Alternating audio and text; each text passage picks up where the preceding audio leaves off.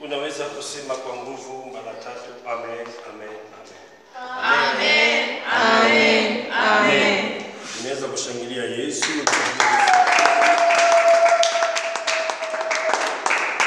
Amen. Amen. Nataka kusema kitu kimoja, kila wakati tunaona mkono wa Mungu. Amen. Amen. Tunashukuru Mungu hadi hapa yuko pamoja nasi, ataendelea kuwa pamoja nasi. Amen. Ndio tuko hivyo kwa sababu bado tuko na kazi ya ufundi. Hii kazi ya ufundi ikiisha tutarudi kawaida. Unaweza kwa haraka kuchukua Biblia zako. Nataka leo tusome pamoja. Unachukua kitabu cha Luka Mtakatifu sura ya 5 mstari ya kwanza hadi ya 8, lakini tutaenda mstari kwa mstari. Ninaamini sana Mungu atatenda mambo makubwa. Amen. Amen.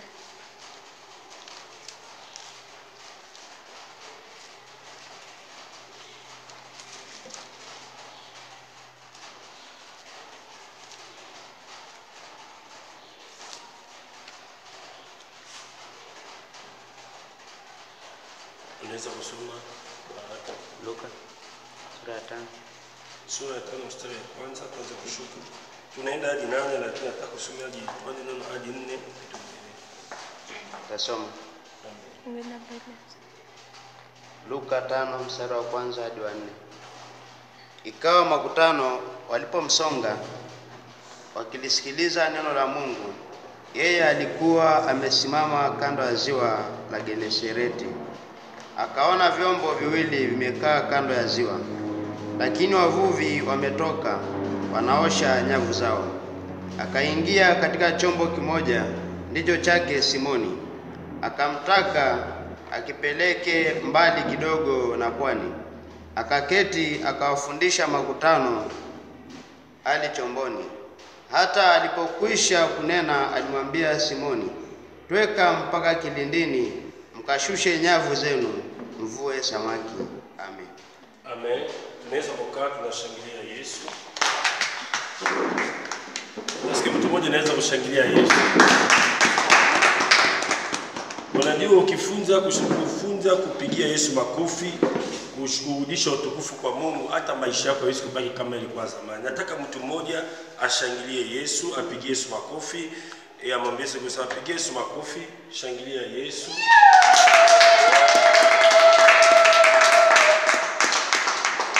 Unajua jinsi unatenda unatumika kwa ajili ya Mungu, ni jinsi Mungu atatumika kwa ajili yako. Amen.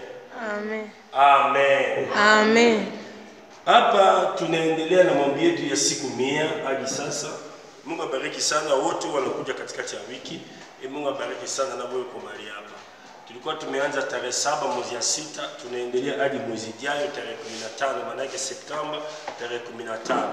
Itakuwa tarehe 15 ya siku ya mwisho, itakuwa siku ya shukrani kubwa sana kwa ajili ya safari zote tumepita na Mungu ndani ya maombi ya siku 100. Lakini itakuwa kitu kushangaza, ndani ya maombi ya siku 100 wewe umekuja tu siku 5 au siku 10, umeona hujafanya chochote. Tafuti basi siku imebaki upatikane kila wakati. Mungu atatenda, ataendelea kufanya mambo makubwa sana. Amen. Amen. Ya pili, nashukuru Mungu sana kwa sababu mwezi ya 10 tutakuwa na kongamano yetu ya wachungaji. Itakuwa na utukufu kubwa sana. Amen. Amen. Amen. Amen. Tutakuwa na wageni ya ndani na ya nje na ya Ulaya. Tunaamini Mungu sana, mambo itakuwa vizuri sana. Mwezi ya 11 tutakuwa na kongamano ya mama. Itakuwa tena moto itawaka. Watu watagundua kweli Mungu yuko mahali hapa. Amen. Mwezi ya 12 tarehe 31 tutakuwa na mkesha. Amen. Amen. Hii programu ya huyu mwaka tunashukuru Mungu sana kwa sababu kila kitu amesema kwa ajili ya huduma. Tunaona moja baada nyingine kutimizwa, baada ya kila siku tunaona Mungu kufanya kitu kimoja. Inakuwa ushuhuda kubwa sana kwa ajili yetu na kwa ajili ya watu wanatembea sawa sawa na Mungu. Amen. Hapa Biblia inasema Yesu alikuwa anatembea na watu wengi sana. Na mwambia kwa watu, Mungu wetu sio Mungu ya watu, lakini Mungu ya mtu. Ukitaka Mungu aanze kutenda au kufanya ndani ya maisha yako, namba moja lazima utoke ndani ya kundi la watu, utafute Yesu binafsi. Unaweza unakaa ndani ya watu, unakuja ibada, unakusali, unashika Biblia, lakini kama bado uko ndani ya kundi ya watu, unaweza kukaa miaka nyingi, miaka 5, 10, 19, 20, 30, 50, uwezi kuona mkono wa Mungu, kwa sababu mkono wa Mungu uko kwa ajili ya watu wametoka ndani ya watu, wanatafuta Yesu binafsi. Yesu alikuwa anatembea na kundi la watu. Huyu kundi la watu walikuwa wanatafuta Yesu, sio kwa sababu walikuwa wanataka Mungu atende ndani ya maisha yao, lakini kila mtu alikuwa anakuja na muda yake. Huyu alikuwa anatafuta Yesu kwa ajili ya ushuhuda, huyu alikuwa anatafuta Yesu kwa sababu anajua Yesu anazidisha mikate na samaki watakula, huyu alikuwa anatafuta Yesu kwa ajili ya kushangaa vitu inafanyika. Lakini ndani ya hii watu, Mungu au Yesu alikuwa anatenda na watu walikuwa wanatoka ndani ya kamati ya watu. Watu wengi ndani yao walikuwa na magonjwa, walikuwa watu wa shida mbalimbali, lakini kwa watu wameshao shida zao. Shida sio kwa sababu umekuja mahali ya ibada. Ukisahau shida zako, hata ukiweza kusali miaka 10, miaka 50, uwezi kupata mabadiliko. Mabadiliko au ujiza au ufungulivu inaanza kwa njia siku mtu ametambua shida ya maisha yangu ni nini. Amen. Ndio umeona siku moja Yesu alikuwa ameona kundi ilikuwa inaona tu shida watu wengine, na huyu malaya amekuja, na huyu mwizi, na huyu mtu fulani. Yesu amesema kabla uanze kutoa fimbo ya fagio ndani ya macho ya mtu, toa nani huyu mbao ili imekaa nyuma mbele ya macho yako. Kwa nini Yesu alikuwa anasema kitu kama haya? Kwa sababu watu walikuwa wamesahau shida zao. Ukisahau shida zako, hakuna siku unaweza kuona mkono wa Mungu. Mahali ya ibada ni mahali ya watu wanatambua kwa sisi watu ya dhambi, sisi tuwezi, tumebeba mzigo wetu kwa Yesu Kristo. Yesu avutoe mzigo, tukue mwepesi, tuishi baraka, maendeleo na maisha ya kushangaza. Amen. Amen. Yesu anatembea na watu. Kila mtu alikuwa na shida zake, lakini ilikuwa na watu moja.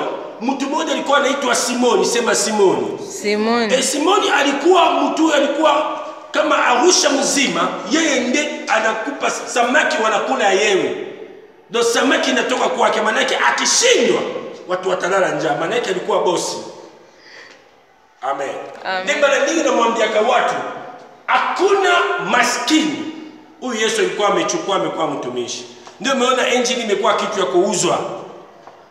Amen. Amen. Watu wanauza injili, kupokea watu kuuza, maombi kuuza, kila kitu kuuza, kwa sababu watu wengi sana wameshindwa na biashara, wameshindwa na vitu tofauti, wameingia na kazi ya Mungu.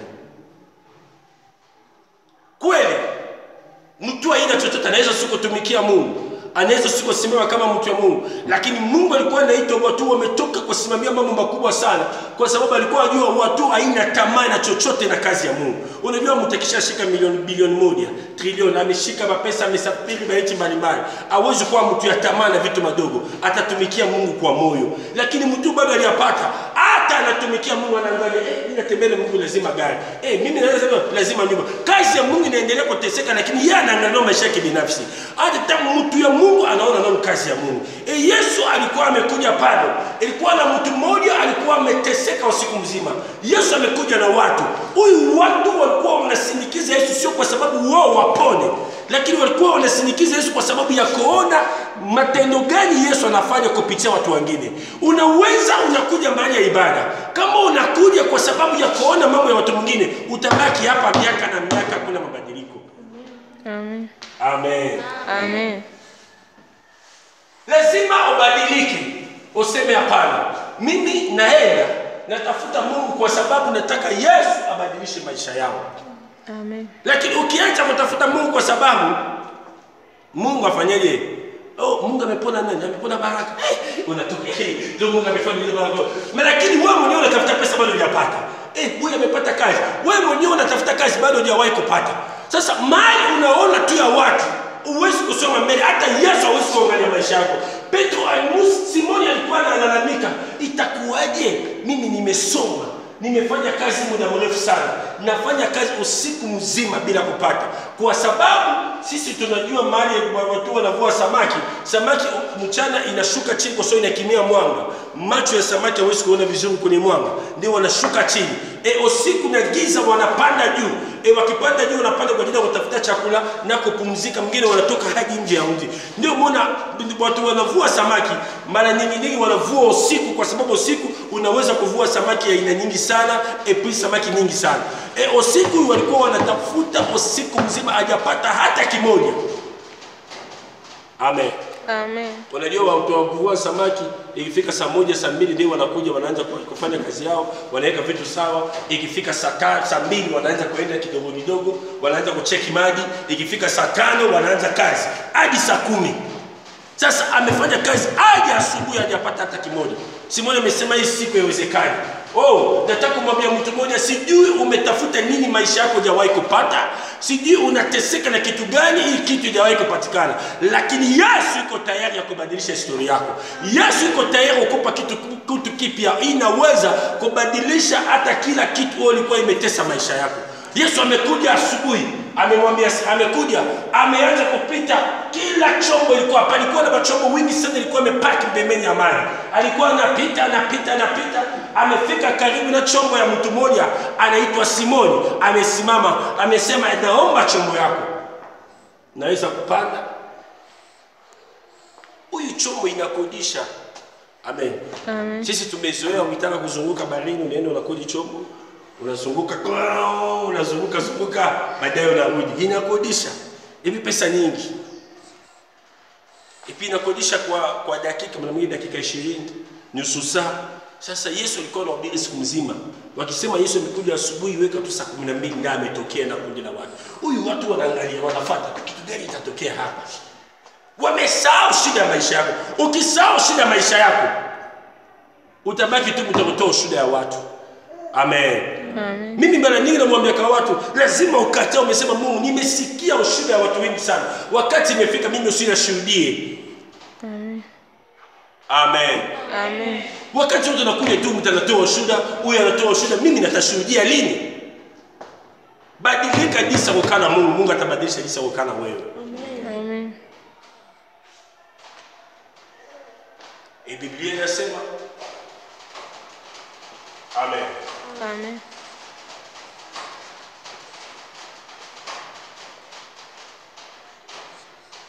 Yesu amepanda kwenye chombo. Yesu alikuwa anataka nini? Simoni ametumika usiku mzima kwa ajili yake na nguvu zake zote, atumike mchana mzima kwa ajili ya Mungu.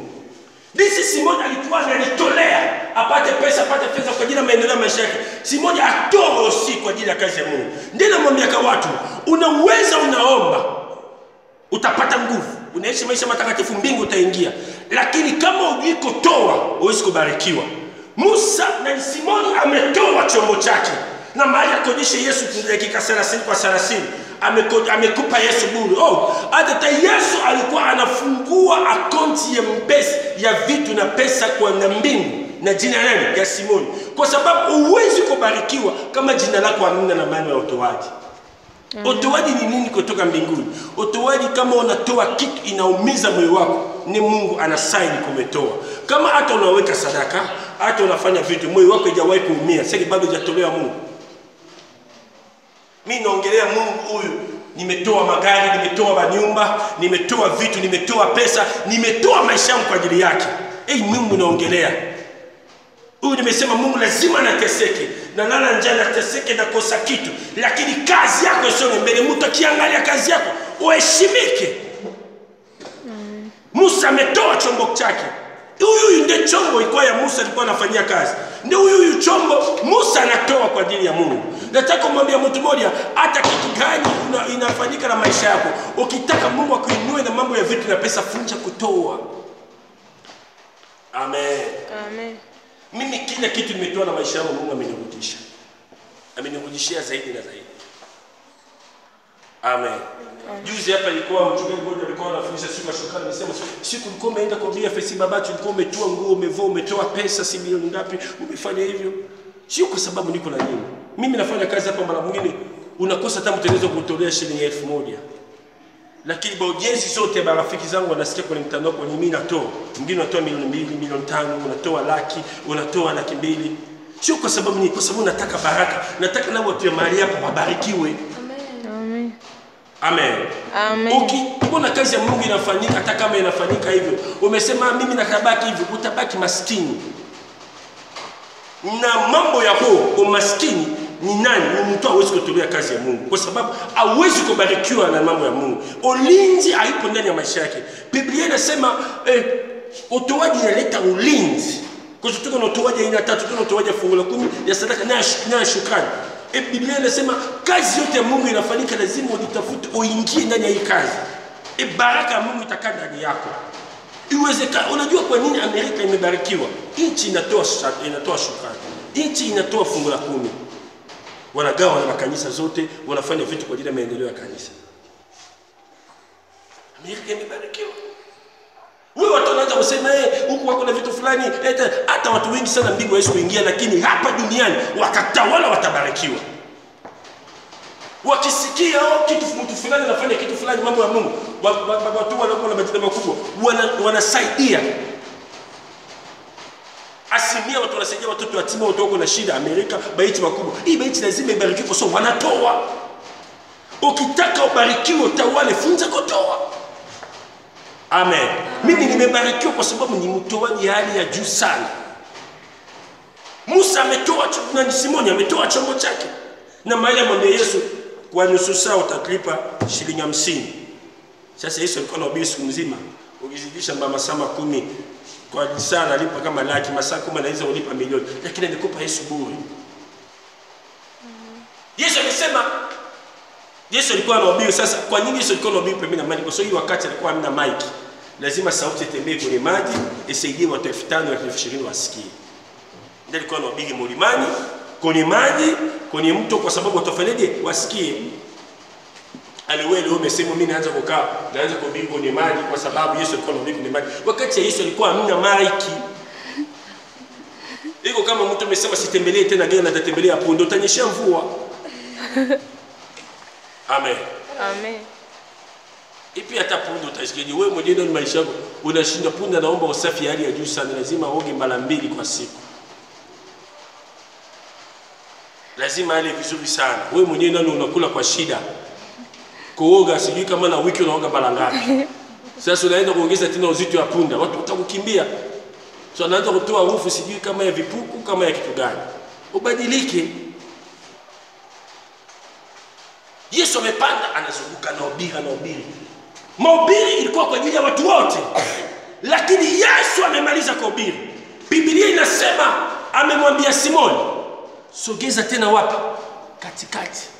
Au sogea ndani. Kwa sababu amemaliza na watu. Sasa amegeukia Simoni, amemwambia Simoni, tusogee wapi? Ndani. Kwa sababu mahubiri ilikuwa kwa ajili ya watu wote, lakini baraka ilikuwa kwa ajili ya mtu amefanyaje? Ametoa. Ndio maana Mungu alikuwa amemwambia Ibrahim, utabarikiwa zaidi ya watu wote baada ya kutoa. Mungu amerudishia Yakobo vitu alikuwa amepoteza kwa Labani, utajiri yake wote baada ya kutoa.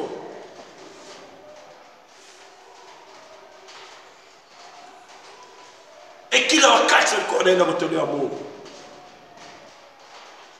Usikubali uishi maskini. Kitu unaficha huwezi kubarikiwa. Tuko na watu hata mmeona time ya kufa kanisani hawezi kudondoa. Hata mmeona fagio ni hela sisi tuko ndio kazi ya Mungu. Mimi nafanya mwingine namwambia kwa watu, mimi hapa kazi sina mtu akusukuma. Ukiguswa unataka kufanya kazi ya Mungu unafanya. Hujaguswa unabaki. Lakini ujue kitu kimoja, iko na mlango ya wewe imefunguka, kuna watu Mungu anaingiza kwa ajili ya kuendesha hii kazi.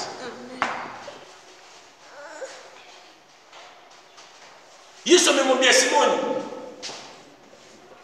ingia, sogea tena, kwa sababu amemaliza na watu.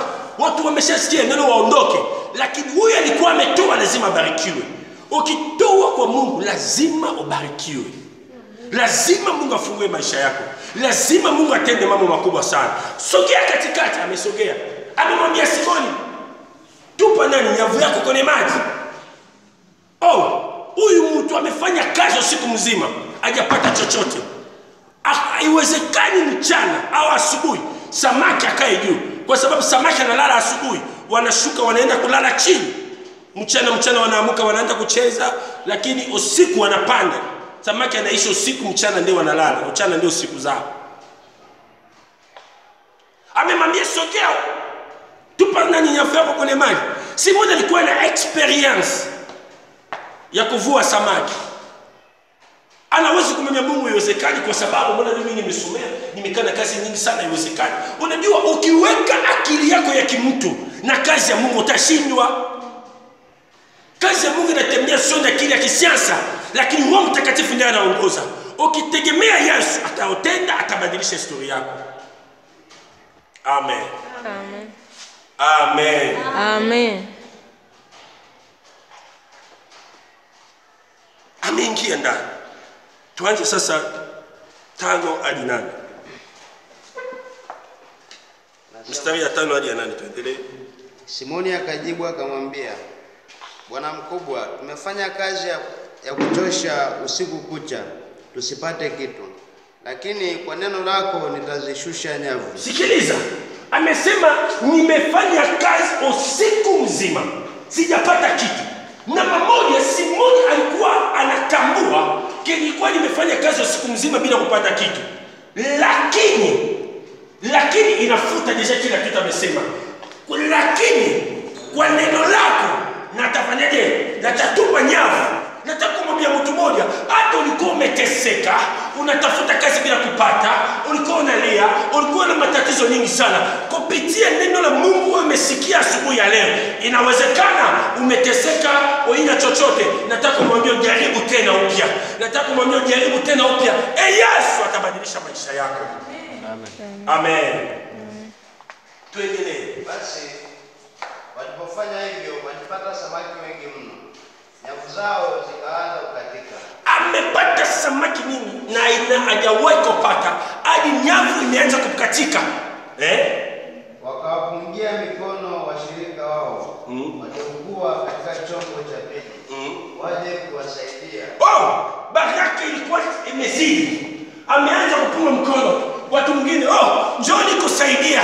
Njoo kusaidia sisi, tutafanyaje? Njooni kusaidia. Nataka kumwambia mtu mmoja, wakati ya kushangaza imefika. Huyu lazima tutafute watu waje kusaidia sisi, kwa sababu baraka itazidi. Utakuwa wewe mtu mmoja uko na magari matatu, huwezi kuendesha mara moja. Wewe mtu mmoja uko na nyumba 7, huwezi kukaa na nyumba zote. Wewe mtu mmoja uko na vitu vingi, lazima utafute watu wengine. Nasema wakati ya baraka ikizidi, huyu lazima upate usaidizi ya watu wengine. Nani atabariki watu? Huyu wanajua kutoa. Mungu atabariki watu. Huyu wanajua kufanya mambo inapitiliza akili ya watu. Wakati inafika, huyu Yesu anataka kutenda mambo mapya. Anaitwa wasaidizi. Njooni kumsaidia. Mtu ameshindwa usiku, lakini na muda huu ilikuwa haiwezekani. Mungu ameamua. Amesema mtu alikuwa ameomba samaki. Huyo alikuwa ameomba samaki ameweke kwenye maji. Ameamua, amesema kila samaki makubwa, kila ina samaki vizuri kwa ndani ya maji, naomba kila mtu aende kuingia ndani ya nyavu. Walikuwa wanaweka nyavu ina kama saa, lakini Yesu amemwambia Simoni mwaga. Amemwaga, wasamaki wameingia, amejaribu. Anaweza kusema huyu ni mawa au ni nini? Iwezekani uzito kama haya, nyavu inakatika. Anaanza kuita watu waje kusaidia. Nataka umwambie mtu mmoja, wakati ya kushangaza imefika. Watu wanasema wewe uwezekani. Huyu ndiye alikuwa anakosa kazi, lakini umekuwa PDG. Huyu ndiye alikuwa anakosa kazi, umekuwa kiongozi ya kampuni. Huyu ndiye alikuwa analia hapa, ameanzisha biashara. Huyu ndiye alikuwa anatembea na miguu, amekuwa na gari. Huyu ndiye alikuwa anakosa mahali kulala, amejenga. Wakati ya kushangaza imefika. Huyu Mungu lazima alipe kila mtu huyu anatoa kwa ajili ya kazi yake. Amen. Amen. Ukiomba vizuri utakuwa na nguvu sana ukisema katika jina la Yesu pepo wanakuwa anaondoka. Lakini ukirudi nyumbani unadhana njaa. Ukiangalia TV unakaa TV yako itabaki kwa shida moja ya taifa. Kwa sababu unashindwa hata kulipa bili ya TV. Aka kingamuzi unashindwa. Amen. Amen. Kesho wanakwenda kukata maji. Unaomba sana. Wanakata maji, unasema huyu vita tu. Wakati tu uoneke vita. Unajua wachawi wanafanya kazi dawa, so lipa maji ya watu. Amen. Unaanza kukaa kwenye giza, umeme hamna. Shetani anapiganisha sana. Shetani anapiganisha umeme. Sawa sawa na Mungu, Mungu atakuinua. Amen. Watu wote walikuwa wanaficha vitu, leo wanateseka. Mimi mtu mwingine anambia mimi, siri yako ni nini? Siri yangu mimi ni mtoaji. Nimefunza kutoa. Amen.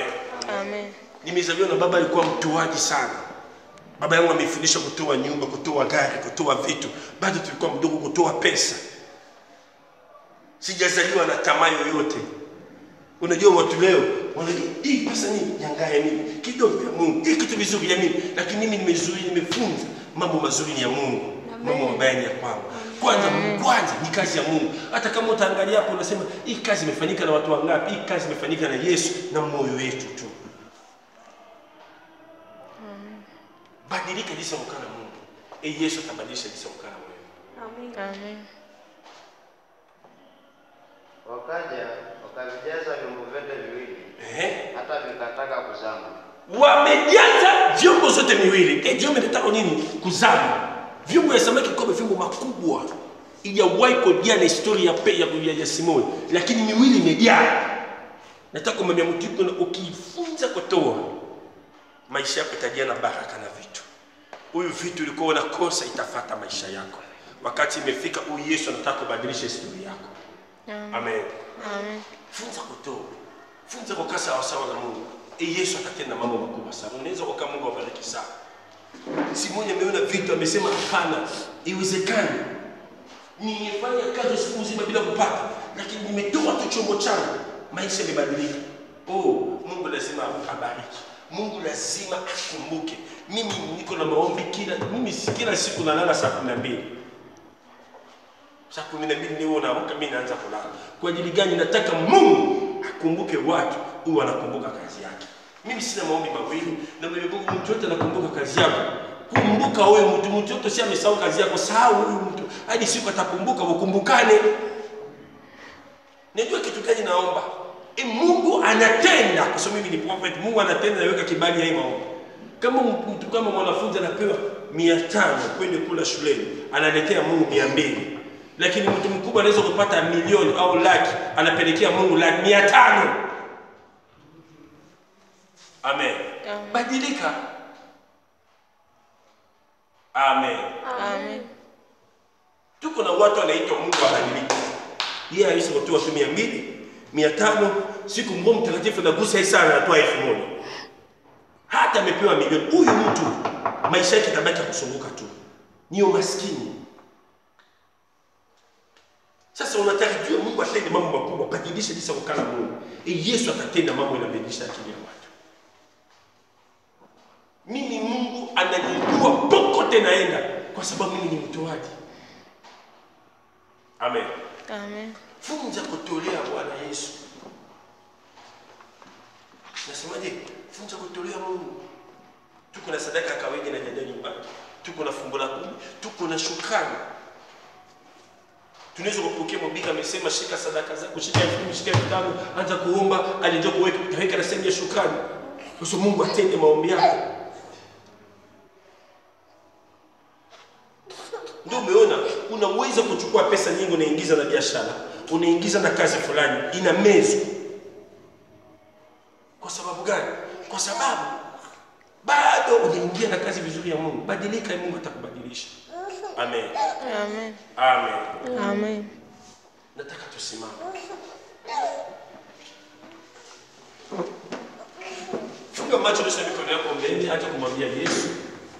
Mwambia Baba, nataka unifundishe kutoa. Anza kuomba katika jina la Yesu Kristo. Mwambie Yesu, nataka unifundishe kutoa. Anza kuomba, mwambie Yesu akufundishe.